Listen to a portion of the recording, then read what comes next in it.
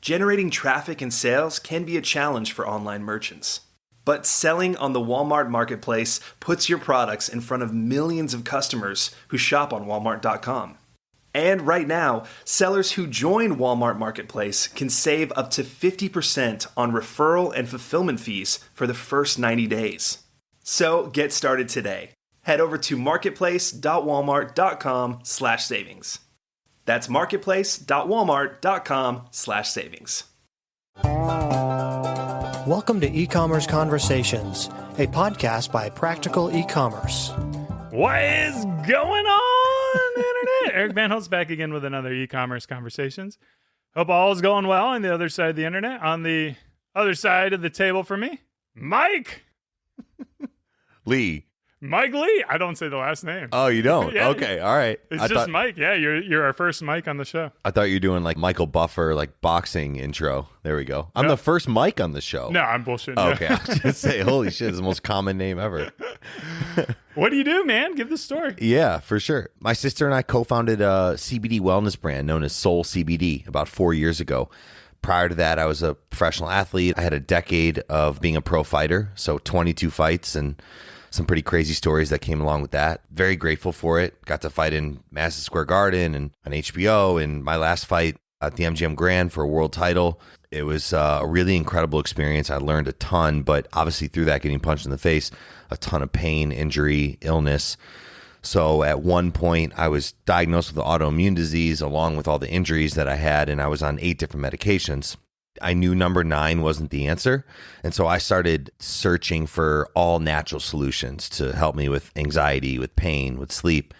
And it helped me get off of all the painkillers I was on, the anti-anxiety meds I was on. And I discovered CBD, I discovered adaptogens, nootropics, breath work, a whole array of things outside of just doctors writing me scripts and surgeries. So for me, it was a complete lifestyle change. And it's been a blessing because that's really the genesis of the company. And like I said, 4 years in now and growing. We're primarily direct to consumer. We do have one retail spot we just opened up in Neighborhood Goods here in Austin on South Congress, which I'm excited about. We're kind of crawling before we walk on the retail space, but a shitload of headwinds that we deal with as a CBD company, but it's been fun and we're growing, and so I'm grateful. Yeah, so I want to dig into a little bit more about that. You said you're on 8 different medications? Yeah, 8 different medications. Like, what were some of those? So I was diagnosed initially with ankylosing spondylitis and lupus, and so they wanted me on immune blockers. So Humira was the main one I was on. I had to stab my leg once a week with that, along with methotrexate, multiple painkillers, an anti-anxiety med, an antidepressant med. And then a side effect of those, I was getting nausea. So next thing you know, it was like, it just became 8. It was wild. And I remember the moment when I sat and counted them, and I was like, this is not okay. I'm 27 years old at the time, so I knew there had to be another way. Were those caused from your fights, or was some of it genetic? Like, I'm not a medical guy. So yeah, no, for sure. So I can't know with total certainty. No one can, but there's an element of genetics and then there's an element of environment, right? So I do have, for instance, the HLA-B27 gene. So I am predisposed to certain autoimmune issues. However, I think being in fight or flight at such a young age really is the thing that kind of upregulated the genes and turned it on. So the answer is a little bit of both, but without a doubt, being in constant fight or flight and pushing my body and mind the way I did at such a young age is really what caused all the autoimmunity and inflammation, and still affects me to this day. Yeah. Were you able to pull off all 8 or? Yeah, I was able to pull off all 8 in, I want to say 2016, 2017, after years and years on it. And then, to be honest, since then, maybe on or off a couple of them here and there. Like, I don't try to demonize prescription medication. I think it has a place and a time, and it's been useful for me in certain scenarios, but just immediately rushing to it and relying on it, I knew wasn't the answer. Like, there's so many of these top doctors I went in to go talk to, and they spend 15 minutes with me and then come up with their diagnosis. We run blood tests, do the whole thing, but they wouldn't ask about my mental health, what I was eating, if I was doing, breath work, yoga, getting into more of the parasympathetic. And what I learned through the journey is most autoimmune diseases in this country go undiagnosed for almost 7 years because doctors don't know what to look for. There's so many different scenarios. So once I started getting into functional medicine, I started looking at things from a holistic standpoint, it really started to help me improve and change and honestly get back in the ring. When I first got diagnosed, I was out of the ring for almost 2 years. I was 12-0 at the time, undefeated, on a roll. And then my immune system started shutting down. I was in the hospital. It got nasty. And I ended up having 9 more fights and finishing my career and finally getting back in the ring. How did those symptoms present itself? Was it like you just got sick all the time, or? Yeah, so one was my immune system shutting down in terms of getting really sick all the time. But the main thing was inflammation. So for ankylosing spondylitis specifically, that's also known as like bamboo spine. So I would get really bad inflammation in my spine, but it was daily headaches. It was joint pain, swelling, my immune system shutting down. And right now, how it manifests itself is much more of like inflammation. And, you know, with that, like leaky gut and all this like domino effect of shit you have to deal with when your immune system is overactive. That's really what autoimmunity is your immune system is fighting itself because it recognizes everything as a threat. So if I eat something, if I'm stressed, if any of these other environmental factors happen, my body just overreacts to it. So that's really how it manifested itself. Yeah. Yeah, I feel like, again, I'm no doctor, nor should you take advice from me, but the society we live in now and the structure that we have in place, you know, valuing convenience and global supply chains leads to a sacrifice of quality of ingredients or, you know, just personal wellness. And like you said, the doctors never ask that. Like, what are you eating? You know, like, what should you be eating? I mean, to me, it seems like real foods, like real vegetables, fruits, meats. Yeah. Is the way to go. And yeah, I mean, I started learning very quickly that there were things hidden inside of foods that I thought were healthy. Like for the longest time, I thought, you know, so I'm gluten-free, dairy-free. I try to essentially eat paleo, sometimes lean into a little bit keto. And I know there's all these fads and your carnivore diet and all this stuff. I've done more elimination diets than you can imagine. Ultimately, it's finding what works for you, but you'd be shocked here in the US how much seed oil is put in things. You walk down the aisle, it says gluten-free, it has USDA organic on the label, and there's still shit in there. So for me, it was like trying to get real food, grass-fed, as much paleo as possible. And I immediately noticed differences. Like it's the fastest mover and changer in terms of your health, your mindset, even like, you know, there's so many studies out about the gut-brain connection, right? And how depression can even be cured or alleviated by changing your diet. And I was massively depressed too. I was on Lexapro for years. Granted, I was getting hit in the head, so there's concussion issues as well. But ultimately getting to those raw food or more of the paleo-esque, I think was massively important. I think it's pretty impressive to make that shift. Were you inspired by it, or how did you get exposed to it to even think to kind of break through, for lack of better terms, like Western science? Yeah, I don't remember what the exact, you know, it's funny. I remember reading these books, you know, I was in and out of hospitals and there were some books like Joe Dispenza's You Are the Placebo, a handful of, I don't want to call them personal development, but I was desperate for answers. So I started reading books about like the Walls Protocol. And I started hearing stories about other people doing well with changing their diet, their mindset. And so that inspired me. Like at that point, when you're young and you're in pain, like you just want hope. And it's a massive part of it is how do you find hope? And so I started reading all these stories about people healing themselves naturally and getting off this medication and living a better life. And that really instilled hope in me. So there wasn't one thing that kind of happened to me, but it was just essentially being in so much pain that you're like, this isn't right. And just forced to research and realizing that just because someone has a white coat on doesn't mean they know everything. Yeah. It's not even their fault. Once again, not trying to demonize doctors. It's the system they're in. The system they're in is, you know, a revolving door, so to speak. Like the more patients they get and the more they can bill, that's the way to go. And so for them, if they're a surgeon, they're going to recommend surgery. Like they're not going to go recommend that you go change your diet because that doesn't necessarily benefit them. And not that they don't want to see you get better, but they're in that mode every single day and they've got to pay their bills. They've got a ton of medical bills that they have to pay off, you know, early in their career. So yeah. When you're a hammer, a lot of things look like nails. Amen. There it is. How did you run across CBD? Did you start with your company or were you a user of CBD? Or like, how did that affect your recovery? I was a user. I lucked out because I had a good friend at the time that happened to work for one of the biggest hemp manufacturers in the country down in Kentucky. And so he started telling me about it. I think it was like 2016 maybe. And I was like, hemp. I was like, well, first of all, I get drug tested, so I don't know if I can do this. And he's like, no, there's ways that you can do zero THC. So I initially started trying it out, and some of like the OG brands that tasted like absolute garbage, like grass, essentially, very hempy. But I started noticing my anxiety levels going down, which in turn helped my inflammation because of this, once again, constantly in fight or flight. So CBD helped me get off of lorazepam, for instance, an anti-anxiety med. And so I just started taking it more and more. And then WADA actually approved it, the World Anti-Doping Agency, and I was being randomly drug tested for these fights. And so when they approved it, then I could be kind of more public about it.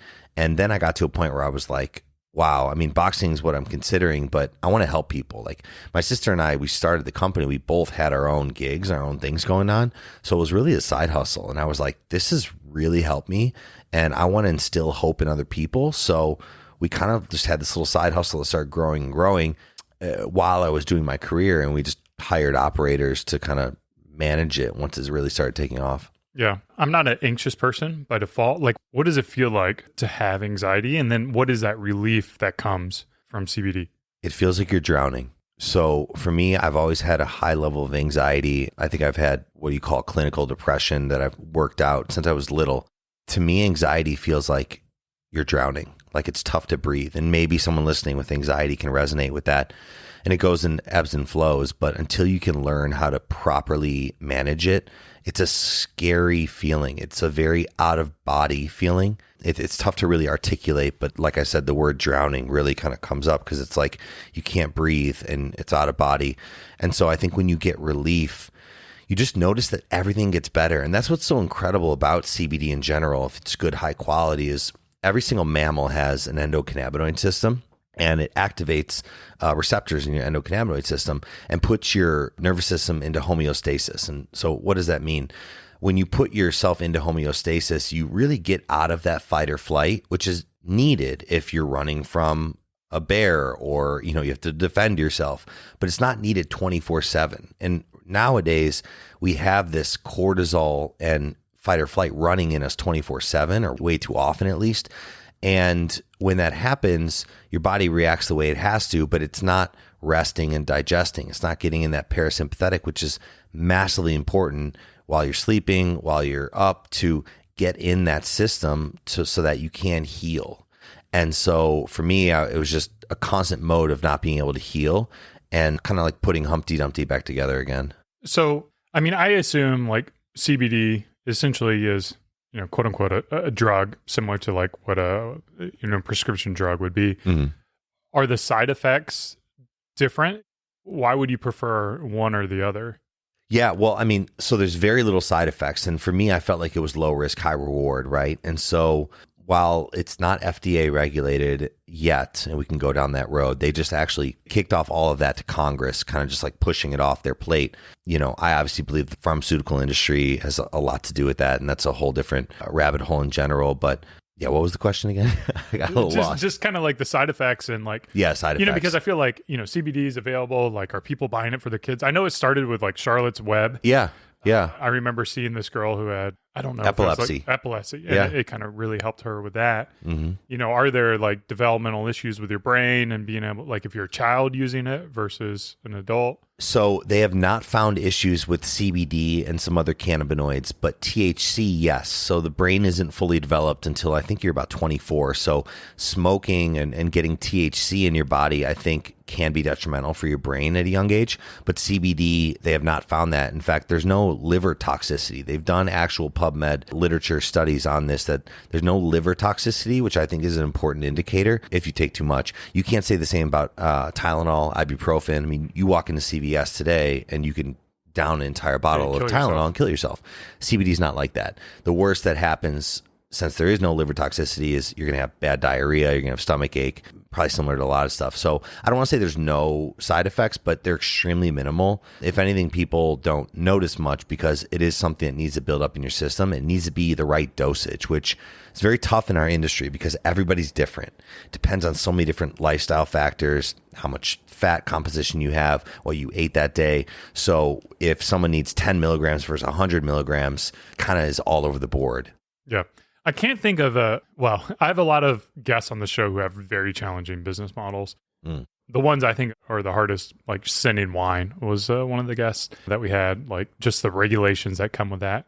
CBD is not regulated yet, but you can't market like on Facebook or Amazon. Like, what are the restrictions that you have to deal with, and how are you able to get your product in front of people? And then I've got a follow-up question kind of about the competition as well. Yeah. Well, now things are a lot better than they were when we first started the company. We had so many headwinds in terms of banking, merchant processing. We had to go overseas for it, really high merchant processing rates. The amount of stories I have about banks calling me and telling me to get the money out or else, and just the craziness in the world because it was generally unregulated is wild. But now we can advertise on Facebook. We can advertise on Google, all these different verticals. It's just how and what we say is closely monitored, right? So a lot of it has to be education based versus making any type of claims. So we are kind of, excuse the boxing pun, fighting with one hand tied behind our back with a lot of these verticals. But for us, we had a lot of success because my sister had a big female following. She had a big podcast, millions and millions of downloads to date, and also a big social following. And she would host these big events. Initially, she started her career teaching marketing. So she had a lot of network marketers, affiliates, people already that wanted to get into health and wellness and build their own brands. So we started with really community first, brand second, and really built out this awesome affiliate program and kind of launched the program with two influencers, me and Angie, especially her, more so than me. And that really gave us kind of the organic push because we weren't allowed to advertise on Facebook yet. So we didn't spend $1 on paid ads for the first 2+ years of the business. It was a very profitable business, which is great. It's just, how do you scale? And that becomes a whole new side issues that we kind of deal with. Yeah. Have you been scaling through Facebook as of late? Is that where your growth is coming from now? Some of our biggest growth channels right now are, I would say we spend about 25% of our marketing budget on Facebook, and we see that generally increasing. Obviously, Facebook, the platform is going to show you significantly more high ROAS than what they're actually giving you. So we're cognizant of that and use different attribution tools to monitor that. I would say the other 25% is on affiliate. So the SEO world's massively important with CBD because it's a hot topic. They're searching it. So getting on these publishers, on these websites, making sure your product's quality enough to get on Forbes, Healthline, WebMD is important. Influencers big too, right? And so that's a whole nother tough game to play with because I would say about a third of the influencers that we asked to promote will say no because of CBD. So we obviously deal with that, but I would say that makes up about 75% of the budget. And then we kind of sprinkle in different, the typical like DSP, programmatic display, and some different channels, Google, Snapchat, things like that. But we are starting to scale, I would say mostly with influencers we're seeing. And then like product line collabs has been big for us, as well as the affiliate world I see as a massive new customer acquisition channel for us. Let's talk about affiliate marketing. How do you identify the right affiliates? What kind of compensation do you pay them? And walk me through like that entire funnel. Yeah. So to be honest, I'm not the expert on affiliate world. We just started diving into it about 6 months ago, but it's interesting with CBD. It's incredibly competitive, right? So what you have to do is when you go to these Forbes Healthlines is offer a competitive CPA. I love them working off a CPA model because for the most part, like you eat what you kill. Sometimes that's great, sometimes not, depending on what the AOV of that order is. But for the most part, if we can get anywhere from a $60 to an $80 CPA in our industry, you're very competitive, right? And so our AOV is very close to that and or higher. So for us, if I can even break even or get close to that, a new customer, it's beautiful because my LTV to CAC right now is phenomenal. And in that 1 year LTV, I'm fine with that because in affiliate particularly, it's generally extremely highly weighted new customer acquisition tool for us. So we either go to them with a really aggressive CPA and then they work on a earnings per click EPC model. And that standpoint, what matters for you is how high your conversion rate is, how sticky the brand is. With WebMD, for instance, we do just a straight commission, essentially, rev share. For all the orders going forward or for the first one? For all the orders. Okay. So, and that would be like what, 20% or 10%? It's actually about 45%. Oh, wow. Which seems really high, I know. But for us with WebMD, it's a big channel for us, having a couple articles and listicles. And, we'll get about 90 to 95% of those orders being new customers. So for me, that's essentially a $45 CPA. I'd much rather go that route than go try to battle it out on Facebook where I can't even like make claims and have to be like gray area and arbitrary about what my product even does. Yeah. So like how much does it cost to acquire a customer on Facebook? That's all over the place. I would say, roughly $60 to $70, I think we're comfortable with, and we can push on that based on our COGS and, as I mentioned, kind of the LTV. So I do feel like affiliate is a tougher channel to get into, right? And tougher to obviously move the dials, which Facebook or any paid platform is easy. But once you get in, whether it's through an agency or you're using, a Impact or Tune or, any of these other platforms yourself and doing it in-house, once you get in, establish those relationships and prove to these publishers that you can give them a high earning per click, it is by far one of the best channels I've seen in terms of new customer acquisition. And brands that honestly don't even have great quote unquote brands have built 8-figure companies just from affiliate. Yeah. So like is part of that negotiation like suggesting that to try to rank you guys as number one on their listicle, or like how do you, or do they do that based on like the metrics they're looking at, or like, because, as much as I'd love for WebMD to be like a white hat and, they rank things based on their own perceived value, like the reality is probably there is a financial incentive for them to rank certain ones higher or lower. 100%. Yeah. I mean, if I'm being honest, yeah. But also most people don't know that, right? And so we see some brands on there that I don't quite agree with should be on there. They all have medical reviews, though. I will say that in their defense, most of the publishers, the big dogs that we've talked to, do have a separation of church and state in terms of their medical review and then sales team. So the way it generally works is you have to go through medical review, have proper COAs, third-party lab testing, them to really trust your brand, which can be a very tough vetting process sometimes. Then at that point, it's kind of turned over to the sales team. And at that point, for sure, like they got to make money, right? Yeah. So at that point, it's like, what can you offer them that other brands can't?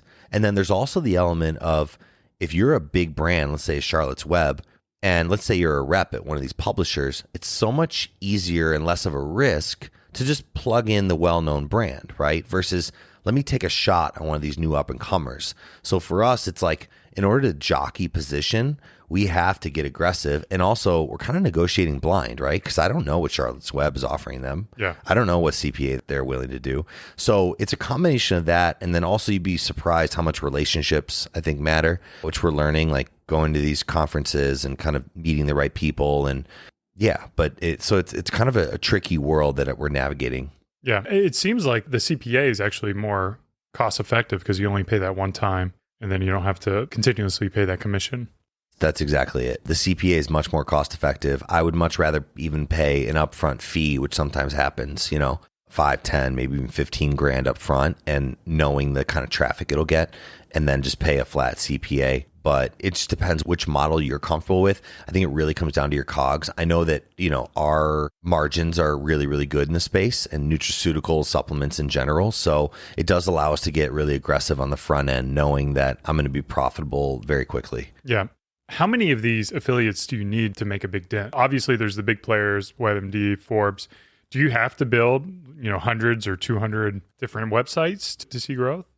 That's a good question. I think the majority of it tends to be an 80-20 rule. And you see that these big dogs that drive so much traffic and, you type in best CBD gummies, what's going to pop up right away is Forbes, WebMD, Health. So there's the usual suspects when it comes to that, and they're going to drive a lot of traffic. But there is this kind of other big world out there of all these like smaller, health blogs or these, all over the world that drive maybe not as good traffic, but still a lot of traffic. And so that's the world that we're kind of trying to dip into. Feels a little bit shady type world versus like dealing with the top publishers that have reputations that they care about versus other people that'll just push anything and they're just media buyers trying to get clicks. So navigating that is really important too, because for me, the safety, the efficacy, the brand quality really matters to me. Once again, we didn't start this to make money. It was really a God honest truth side hustle to try to help people. and not even a side hustle. Like, let's share this with the world, because we already had our own careers going. And so unbeknownst to us, it started to take off, and this would become like our full-time thing. But for me, we're brother sister brand. I hired my mom. We're a family brand. Like, I'm just not going to give a product that I don't believe and trust in to my customer base. And I know a lot of founders will say that, but like, I legitimately was drug tested by, as world ranked professional athlete, never failed a drug test in my life. So in terms of what's in there, I do really care about that. And you'd be shocked in the CBD world how much products that say they don't have THC in them, or products that say they have 20 milligrams per gummy have 3 milligrams per gummy. It's unregulated. So the amount of crap that you get and that you see on these affiliate sites, to be quite honest, maybe some of the lower ones, is pretty astounding. And it's tough for the consumer because they don't know what to trust. Yeah. And like, how does a consumer know? Like, because everyone's going to say they're great, right? Everyone's going to say they test them. Yeah. The first thing to look for definitely is the third-party lab verification, and you're hoping that the site is showing you right there. It's called COAs. You want to make sure there's no heavy metals, no pesticides, and you can see right on there the levels of CBD or other cannabinoids that they claim that are on there. That's really important. But for the most part, how do they know? Read the reviews, try to see something that gets, decent traction. Try to go only US grown, because we have much stricter rules in terms of like hemp production versus China or even down South America, things like that. But you're right. It's like anything else in the nutraceutical game. It's like, how do you honestly know? Yeah. And I feel like there's a lot of black hat. Hell yeah. Have you ever run into someone attacking you and trying to... We're dealing with someone right now who's taken like our logo and our name and trying to like steal a bunch of our traffic. Yeah. And we're working with our lawyers right now. But there's so many bad actors in this because there's so many kids all over the world that just pop up shops and, use third parties, don't care about where it's from. And then they don't care if they get shut down. They'll make a few million and just move on. And they got like 2 or 3 businesses they're hiding behind. Exactly. I've even had my Shark Tank photograph where they Photoshop out the beard brand and they put like hemp products in there or CBD. Really? Yeah. And then they have like a, fake Men's Health article that they have, and it's like people are telling me all the time, it's like, hey man, here you go. And I'm like, well, Disney owns that photograph, so there's like nothing I can do. It's like I can't do DMCA takedowns and stuff like that. Yeah, there's a famous lawsuit. Someone did the exact same thing with Clint Eastwood and said it was like Clint Eastwood's brand. I think he won a few $1 million, but it's just like, it just comes down to ethics, and humans are humans. You've got great humans, and then you have shitty ones. So I want to swing into the influencer. You talked about that. Like, how do you, obviously you had a leg up by having that connection with your sister.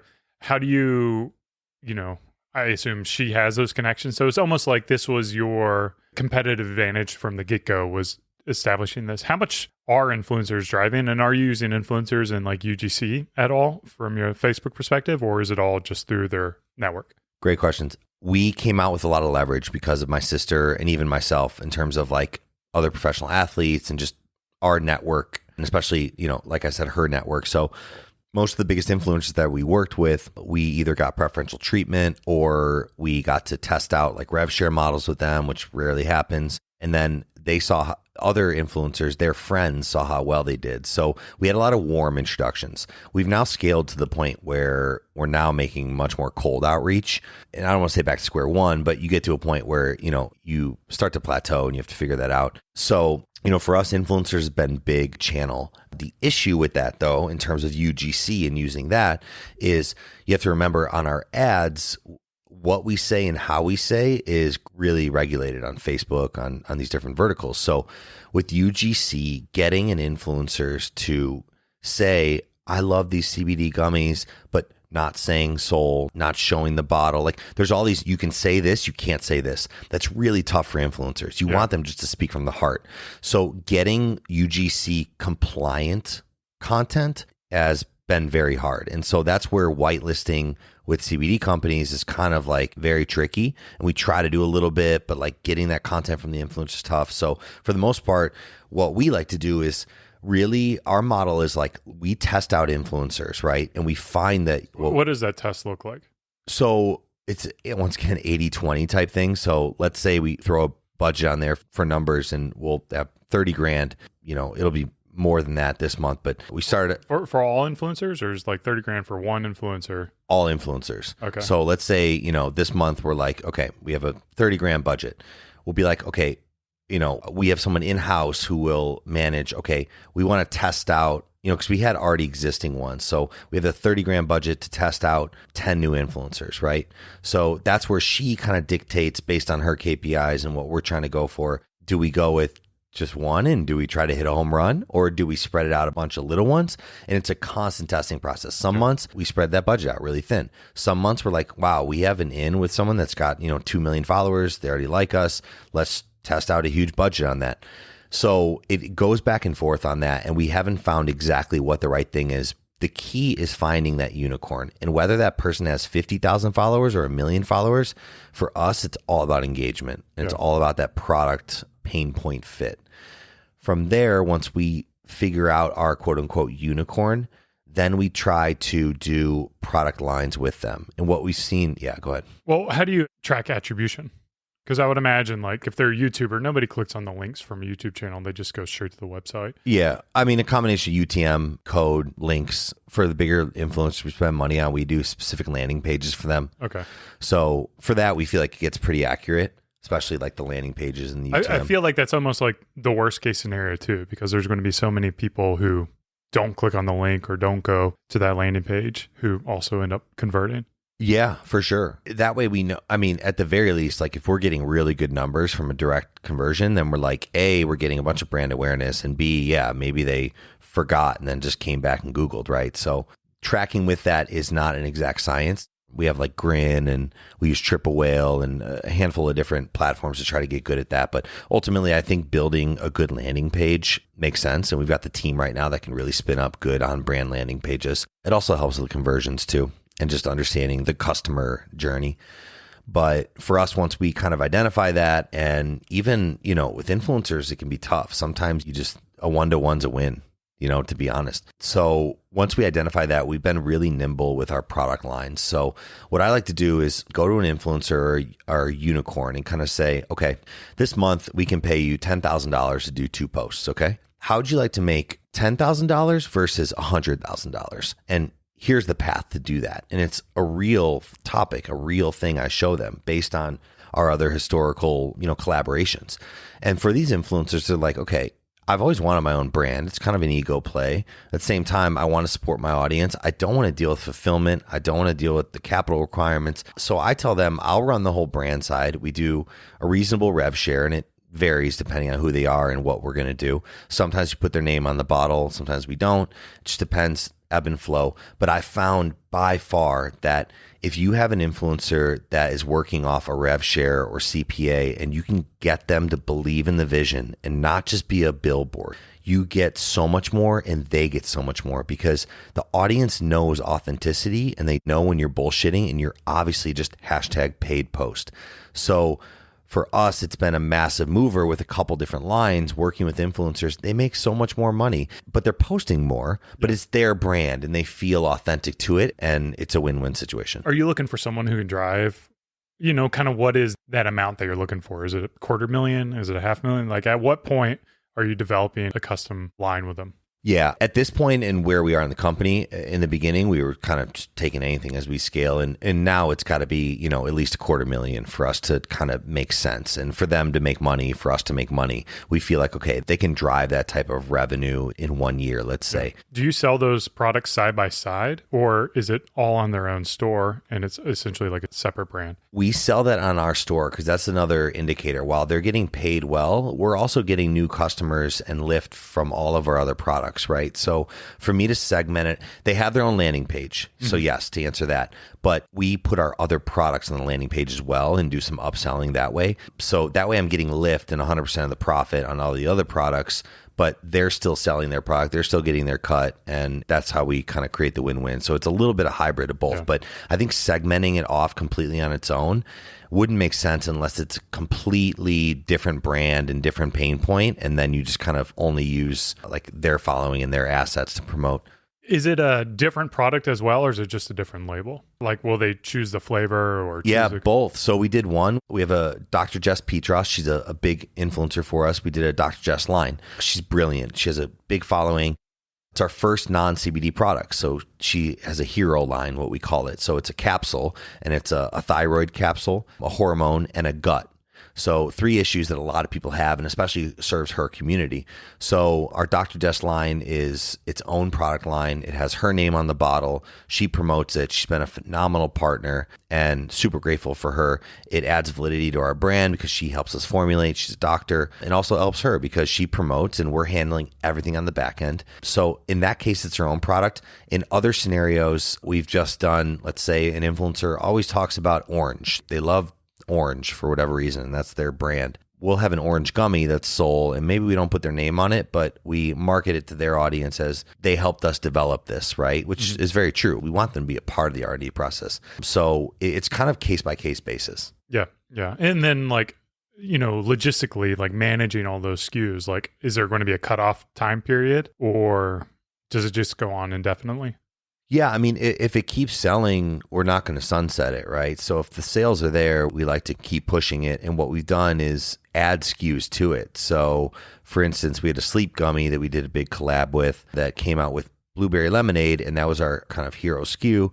And then we realized people want different flavors. So we worked with that same influencer and kind of started promoting raspberry lemonade and honey chamomile and derivatives of that product. But yeah, it gets to a point where, like, if the juice isn't worth the squeeze, we can sunset it. And if it's no longer a win-win, we just kind of sunset it. But we do have a lot of SKUs now. And, we're a very flavor-forward company. We say we have the best tasting CBD in the world because, as I mentioned before, I hated that hempy taste before. So for us, it's very quick for us to come up with new concepts, add ingredients, add flavors, and really go through that R&D process. So for me, doing a low MOQ and a low purchase order, low risk, high reward is super easy. Like, instead of ordering 10,000 bottles, I have a scenario now where I can order 500 and test it out. And worst case scenario, it doesn't sell, really not losing that much money. Sweet. Where can people buy your product, support you, follow you on Twitter? Yeah, for sure. So we are getsoul.com, at get.soul, same thing. And then Soul is S-O-U-L. S-O-U-L. Great point. Yeah. I need to be more clear on that because people have asked me a few times. I got some shoes here. Yeah, exactly. And there's some imposters out there. So make sure it's getsoul.com, S-O-U-L. And then you can find me. I'm at official Mike Lee on Instagram. And then I think my Twitter is at Mike Lee Boxing. I'm really barely on Twitter. Much more kind of Instagram is the vertical, but there's so much e-commerce on Twitter. I need to really start getting on it more. Gotta get on it, man. I know. I'm working on it. Sweet, guys. This has been another e-commerce conversations. I hope you guys enjoyed it as much as I did. Cheers. And keep on growing.